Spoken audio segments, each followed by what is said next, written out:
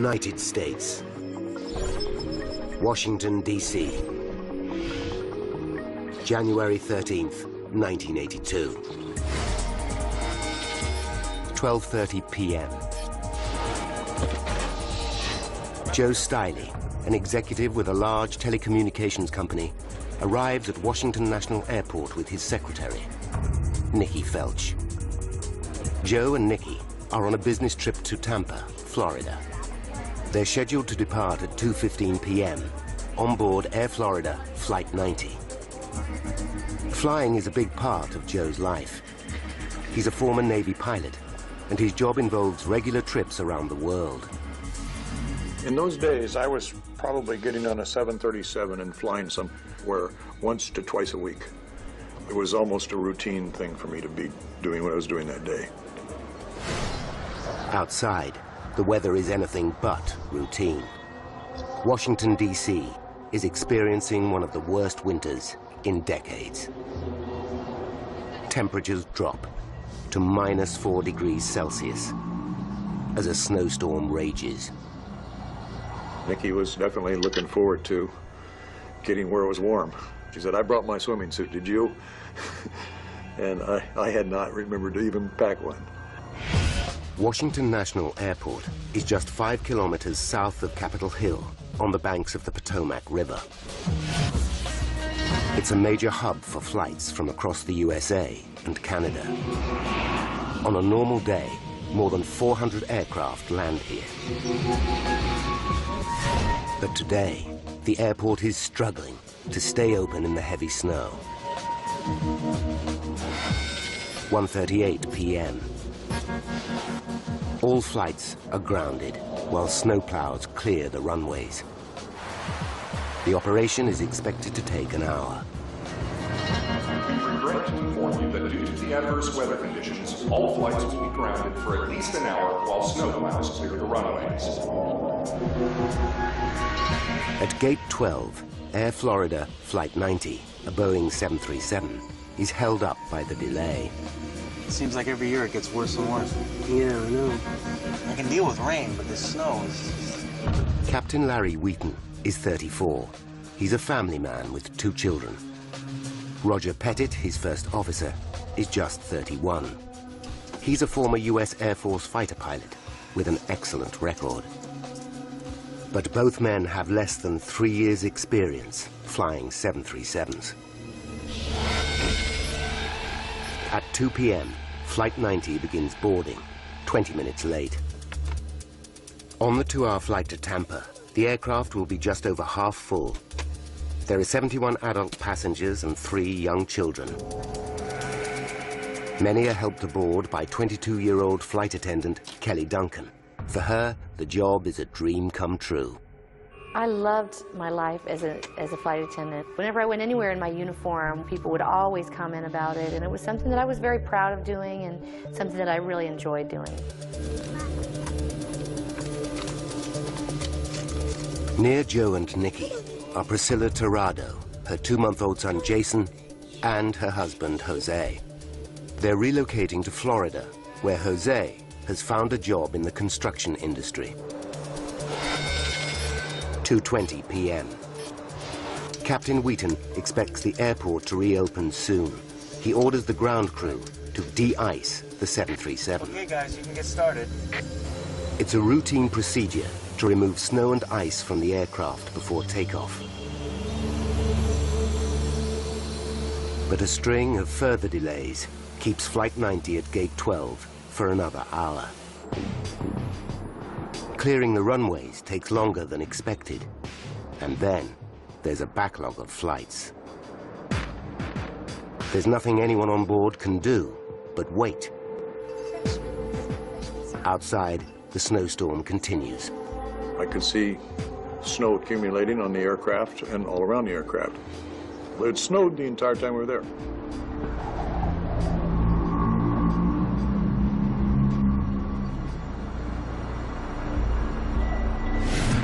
When clearance to leave Gate 12 is given, there's another delay. Ice on the tarmac makes it difficult to move the 737. We're too heavy for this ice. Captain Wheaton decides to help out with a blast of reverse thrust from his engines. Hey guys, I'm gonna put a little reverse on it. Are you sure? No, don't worry, it'll be okay. 3:35 p.m. Flight 90 eventually begins taxiing to the runway 1 hour and 20 minutes behind schedule. It's a relief for flight attendant Kelly Duncan. When we were finally moving away from the jetway, it was wonderful because I felt like we are finally on our way.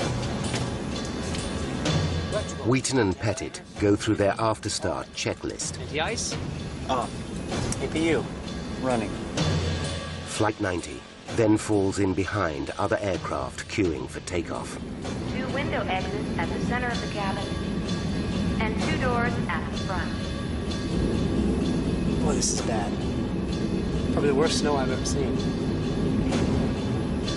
Seatbelts are released as shown. Both pilots can see snow on their wings. Pettit is concerned. You know, it's been a while since we've been de-iced. 3:59 p.m. Flight 90 is cleared for takeoff. Position and hold. Flight attendants, please take your seats. At the rear of the passenger cabin, Kelly Duncan straps herself in. Joe Stiley, Nikki Felch, and Priscilla Tirado are just a few meters away. 3:59 p.m. and 45 seconds. Throttles.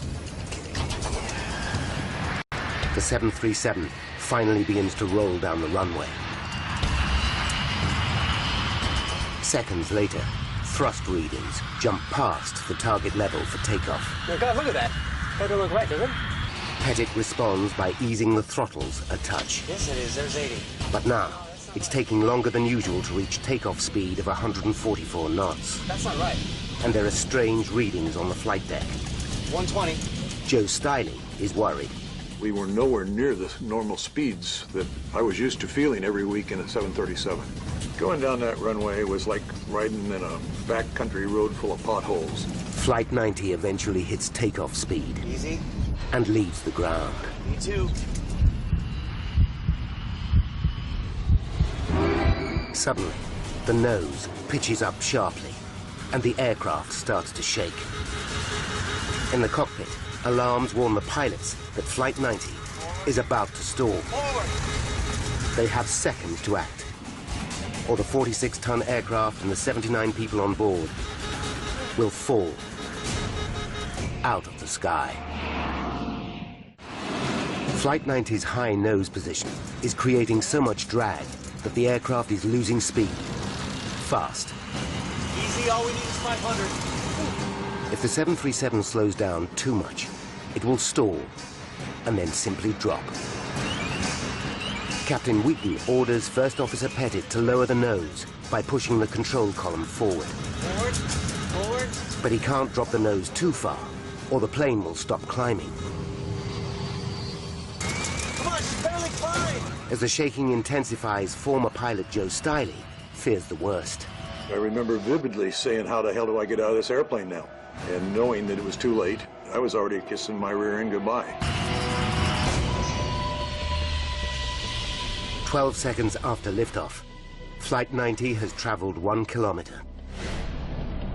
500 meters ahead, the heavy snow has created a traffic jam on the 14th Street Bridge over the Potomac River.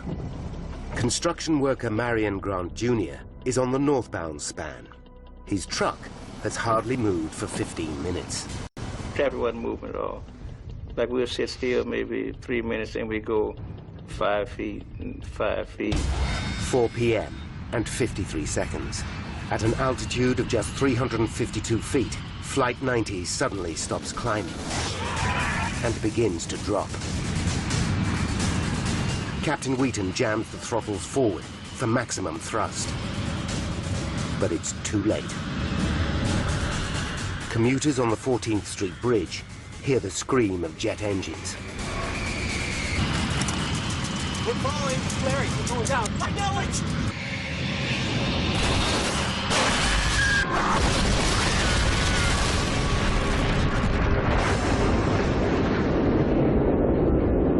Joe Joe Stiley is knocked out as Flight 90's fuselage breaks into 4 sections.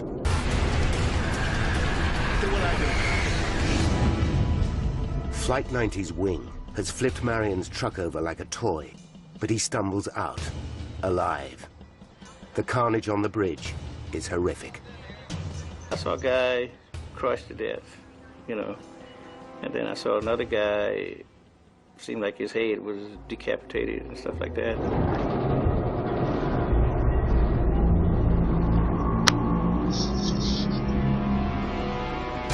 Joe Stiley regains consciousness. His bones are broken in 67 places, but now he has just seconds to cheat death again. The water was just rising into my nose and coming up fairly quickly. It seemed like forever to get my legs loose because the seats had collapsed. And then I reached over to try to help Nikki get free. And as I get to the rear of the airplane, I know that I'm free because I can suddenly see just a glimmer of light in the water. And then I knew I was free of the aircraft and started up.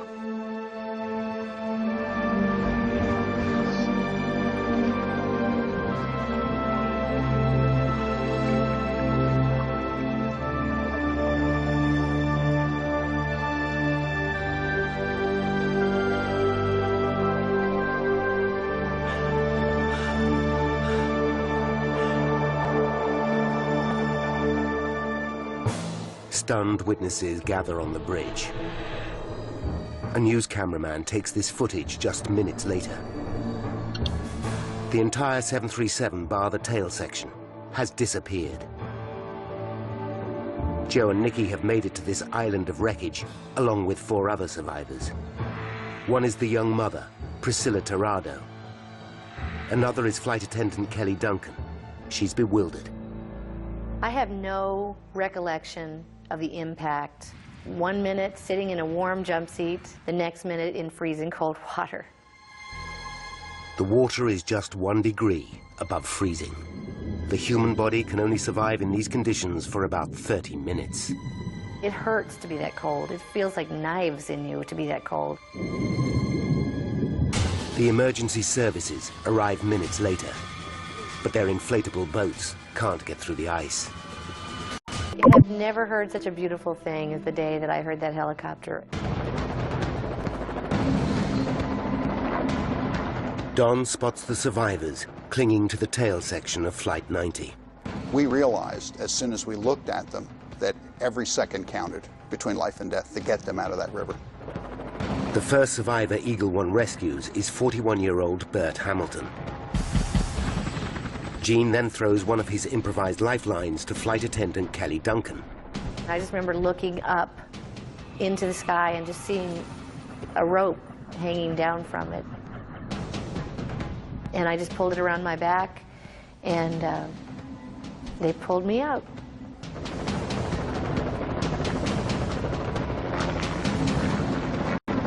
Don and Gene now try to speed up the rescue by dropping 2 ropes.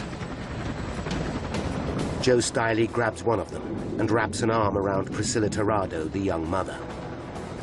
Nikki Felch, Joe's secretary, grabs the other rope. But to Joe's horror, she's too badly injured to hold on. It was the worst feeling because if there's any one person I'm going to try to help first, it would be Nikki, and I can't. Seconds later, Joe loses hold of Priscilla. I didn't realize it at the time, but all the fingers in my left hand were already broken, and my arm was broken. Eagle One drags Joe to safety. The crew know Nikki will be kept afloat by her life jacket. Priscilla is their immediate priority. After 30 minutes in the freezing water, her chances of survival are on a knife edge. Lenny Skutnik is horrified as he watches from the shoreline. She was close enough where you could see the expression on her face.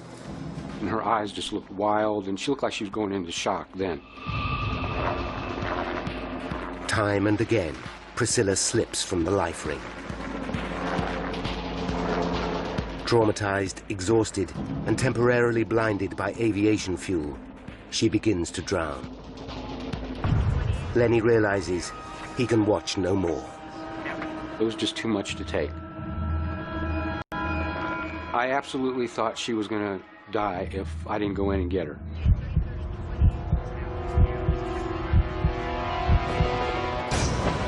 He jumps into the freezing water and drags Priscilla to safety.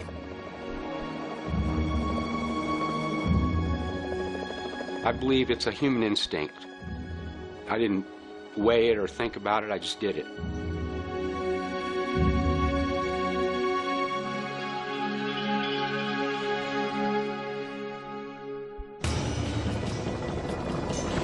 Eagle One now returns to Nikki, but she's too weak to grab the life ring. The crew respond with their most audacious rescue so far. G steps onto the skid, grabs Nikki, and wrestles her to safety.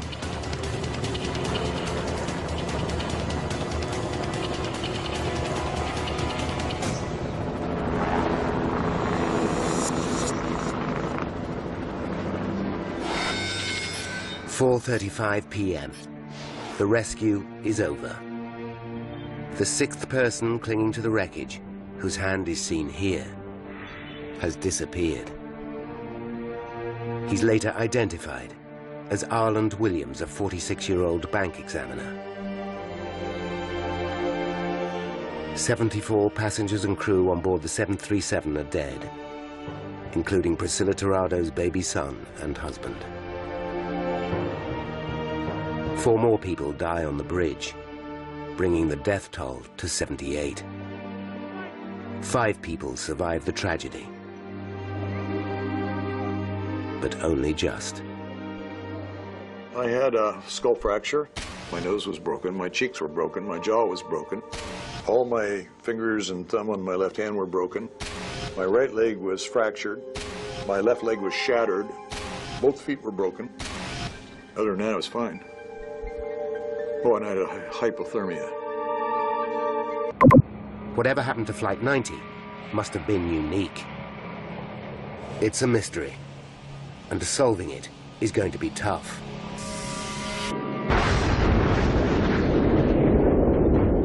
The wreckage of Flight 90 and the clues it might contain are at the bottom of a frozen river.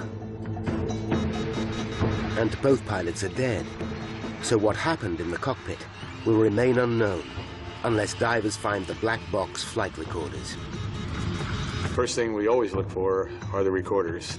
From the flight data recorder, get altitude, heading, airspeed. From the cockpit voice recorder, get the last 30 minutes of conversation in that cockpit between the crew.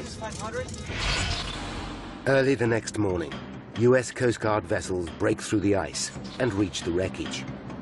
They join forces with the Army and Navy to launch a massive salvage operation spearheaded by a team of 82 divers. Hendricks and his team set up headquarters for the investigation in a conference room at the nearby Marriott Hotel. While the divers concentrate on recovering bodies, the investigators begin interviewing more than 200 witnesses. As an investigator, we're trained never to guess. That hunches are good, but you got to back them up with facts. The team begins by questioning the ground crew who de-iced Flight 90 at Washington National Airport. Any faults in their work could have left snow and ice clinging to the aircraft, with grave consequences. The lift an aircraft needs to fly is created by a smooth flow of air over the wings. A layer of ice or frozen snow creates a disruption which can reduce lift and increase drag dramatically. Experts call the problem contamination. The ground crew insist Flight 90 was fully de-iced before it taxied to the runway. But the investigators probe deeper and uncover an intriguing fact. The operator who de-iced the right side of the aircraft mistakenly thought the air temperature was -2 degrees Celsius. In reality, it was -4. As a result, he sprayed less than the recommended amount of de-icing agent onto this side of the aircraft. The investigators feel on the verge of a breakthrough. They decide to examine the de-icing process in even more detail. We're looking at the entire de-icing process. What was the mixture of the de-icing fluids? How was it dispensed? They test the de-icing solution used on Flight 90 and uncover something even more disturbing. The fluid contains half as much of the de-icing agent, glycol, than expected. So the de-icing spray was somehow weaker than the operator's control panel indicated. How could this happen?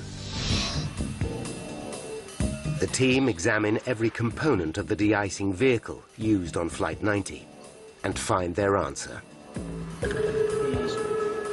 A specially calibrated valve in the glycol delivery hose had been replaced with an unmodified valve. The result? A reduced flow of glycol to the nozzle. So it wasn't just the right side of the 737 which didn't get enough glycol. It was the whole aircraft. Discover next shocks them all. Okay, guys, I'm gonna put a little reverse on this. Captain Wheaton used reverse thrust during pushback from Gate 12.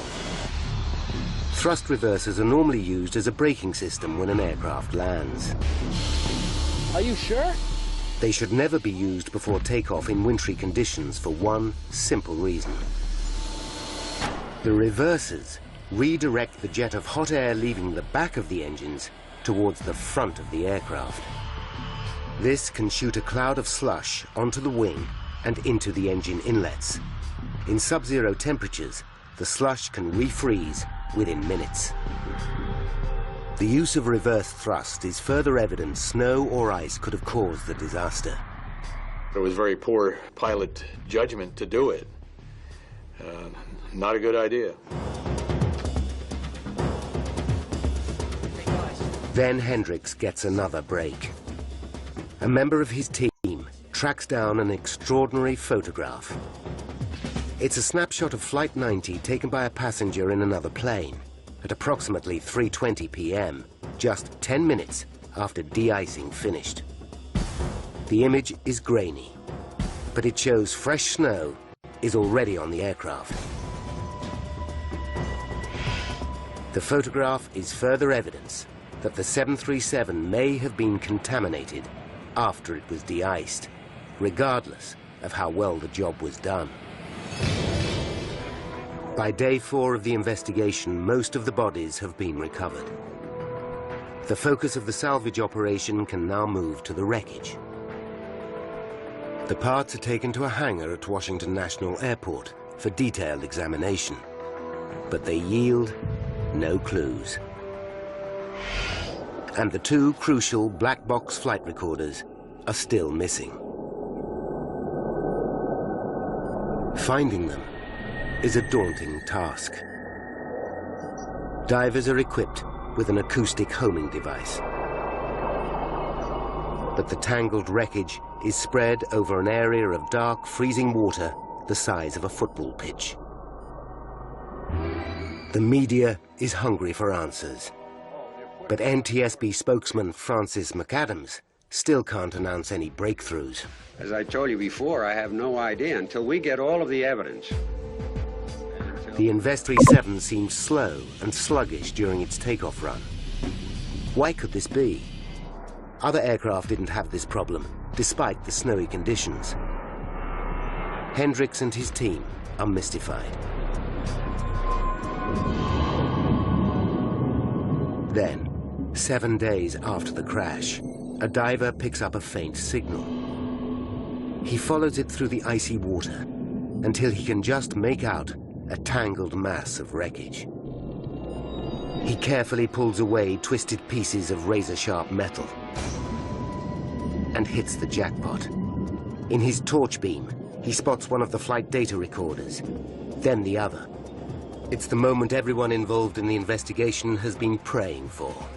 After the recovery, Sechrist lifted one recorder over his head in victory. A big moment for the salvage team after a week of frustration.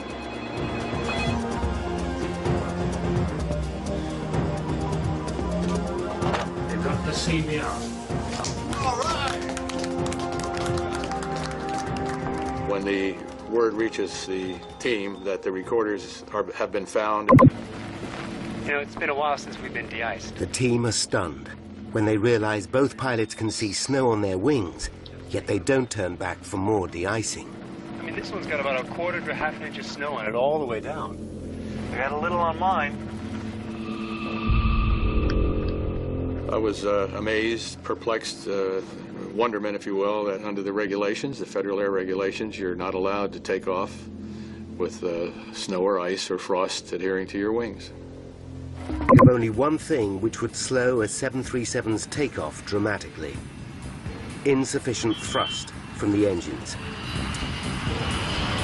But why would a crew take off without powering up properly? It seems an absurd idea. The riddle can't be solved by examining the engines. They are still at the bottom of the Potomac River. And Flight 90 was fitted with a pre-digital flight recorder which didn't monitor thrust levels. There's only one option left. The investigators scrutinized the low-level engine sounds picked up by the cockpit voice recorder. Using a technique called sound spectrum analysis, they translate these sound frequencies into thrust readings. Yeah, it's 1.7. It's too low. The results are a shock. Both engines were running at a thrust level, or EPR, of 1.7. But the 737's takeoff EPR should be 2.04. The team are baffled. It looks as if the pilots took off without sufficient power. Oh God, look at that. That don't look right, does it? But how could this happen? Off. Start pressure. Up. The investigators play the cockpit recording again and again, looking for clues. Then they pick up on a tiny detail. Pitot heat? On. Anti-ice? Off. APU? Running. Can we hear that again? Shoulder harness. The investigators are dumbfounded. He said off. Shoulder harness. The recording is poor, but Captain Wheaton seems to say off when asked about the engine anti-ice system. Anti-ice? Off.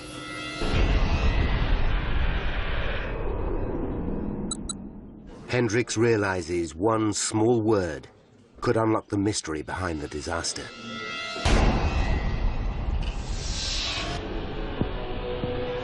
He knows thrust readings for each engine are produced by two sensors, one in the inlet and one in the outlet. Together, they produce thrust readings by measuring the ratio between air pressure at the front and the back of the engine. But if the engine anti-ice system is off, snow and slush could freeze up the inlet sensors. On some other 737s, this has caused the sensors to send pilots faulty thrust readings, readings higher than the actual thrust produced by the engines. If this happened to Flight 90, the crew could, unwittingly, have taken off with insufficient thrust. This could be the final piece of the jigsaw. But Hendricks needs to prove it. He asks Boeing to carry out tests, confirming the effect of inlet sensors blocked by ice or snow. The results are dramatic. The engine quickly creates an EPR reading of 2.04. But in reality, it's running at an EPR of 1.7, exactly the same weaker thrust level revealed by the sound spectrum analysis of Flight 90's engines. This could explain First Officer Pettit's confusion. No, that's not right. Maybe it is. His EPR dial says 2.04, but his throttle position and his readings for exhaust heat and fuel flow reflect the lower EPR of 1.7. But how could the pilots make the appalling error of forgetting to turn on their engine anti-ice system? And why didn't they abort takeoff when they realized something was wrong? Once the roll started with these observations, Pratt and Whitney for examination. Technicians strip the engines down and painstakingly search for any sign of a mechanical problem. But they find nothing. Then they inspect the anti-ice system. One by one, they check the tubes which carry hot air to key areas of the engine. The results are decisive. The valves inside are closed. The anti-ice system hadn't been switched on. But would this be enough to bring down Flight 90? To find out, the team carries out tests in Boeing's state-of-the-art 737 flight simulator. To their surprise, reduced thrust of 1.7 EPR is just enough to keep the aircraft flying. But then, when they factor in the problems created by ice or snow contamination, they make the breakthrough they'd worked so hard to reach. January 13th, 1982. A series of factors combine to encourage snow and ice to build up on Flight 90. The aircraft is sprayed with half the recommended amount of de-icing agent. Further delays allow more snow to gather on the 737. And the use of reverse thrust may have sprayed slush onto the wings and critical thrust sensors. 23 minutes to disaster. Electrical. Wheaton and Pettit leave their engine anti-ice system off. As a result, thrust sensors in both engines freeze up, causing them to send misleadingly high readings to the cockpit. 14 minutes to disaster. The pilots notice a thick layer of snow on both wings. I mean, this one's got about a quarter to half an inch of snow on it all the way down. But contrary to regulations, they don't turn back for more de-icing. 1 minute and 3 seconds to disaster. Pettit is confused by unusual readings on the flight deck. Oh God, look at that.